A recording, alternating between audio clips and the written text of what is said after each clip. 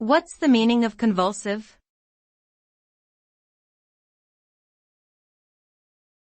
Convulsive.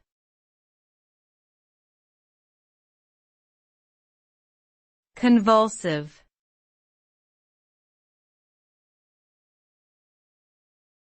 Convulsive.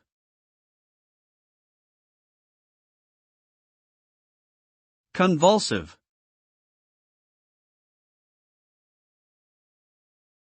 The term convulsive refers to something that involves or causes sudden, uncontrollable muscle contractions.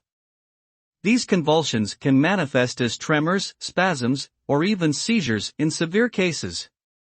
Convulsive movements are often rapid and involuntary, and can be caused by a variety of factors including neurological conditions, drug toxicity, or infections.